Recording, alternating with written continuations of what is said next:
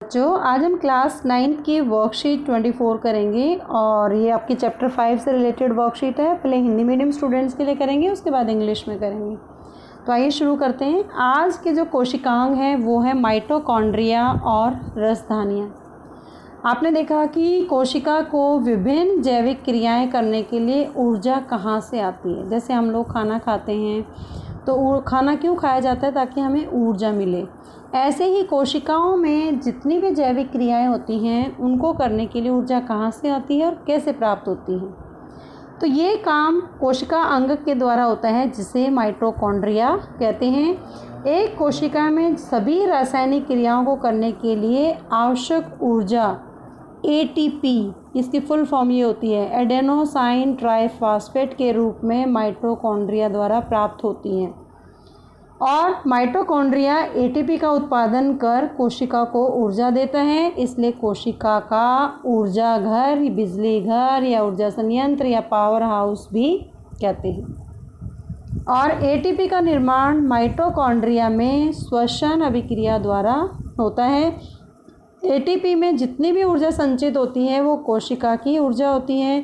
Mitochondria की बाहरी झिल्ली छिद्रित और भीतरी झिल्ली वलय के आकार की होती है। छेद होते हैं उसकी, भीतरी झिल्ली ये है और बाहरी झिल्ली ये है, जिसमें वलय के आकार की है भीतरी व झिल्ली और बाहरी में छेद होते हैं। माइटोकॉन्ड्रिया एक ऐसा कोशिका अंग है जिसके पास अपना ही DNA होता है और अपने ही राइबोसोम होते हैं। इसलिए यह अपने कुछ जरूरी प्रोटीन स्वयं बना सकता है। तो ये तो था माइटोकॉन्ड्रिया के बारे में। अब पढ़ते हैं रसधानी का क्या महत्व है। जंतु कोशिका में रसधानियाँ, दो तरह की कोशिकाएं सभी बच्चों को पता है, जंतु और पादप कोशिका। तो जो जंतु कोशिका में रसधानियाँ बहुत ही छोटी होती हैं या बिल्कुल ही नहीं होती उसके अंदर, लेकिन पादप कोशिका में बहुत बड़ी होती हैं। इसका मतलब रसधानियाँ पादप कोशिका में ज़्यादा पाई जाती हैं।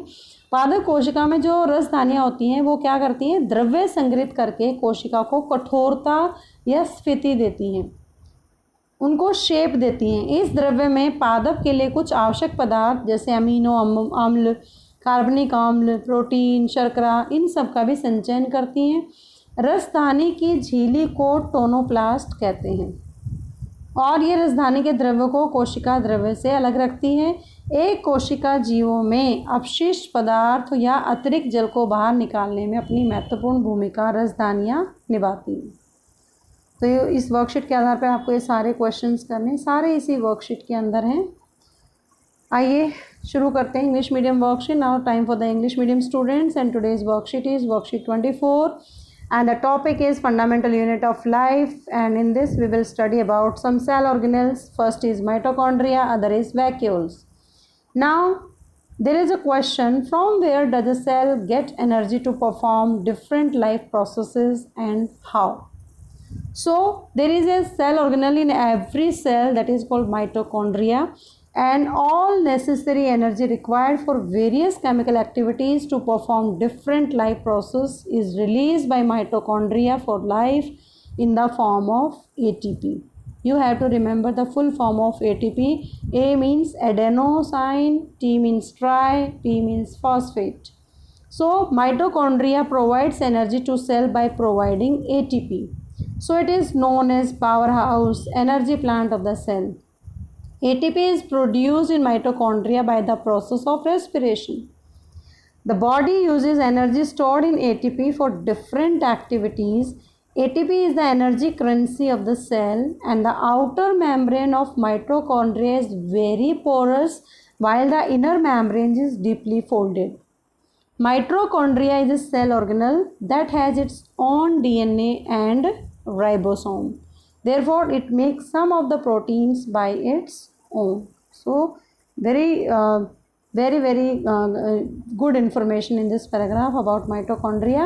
And now, what is the importance of vacuoles in the plant cell? You know very well, there are the two types of the cell, plant and animal cell.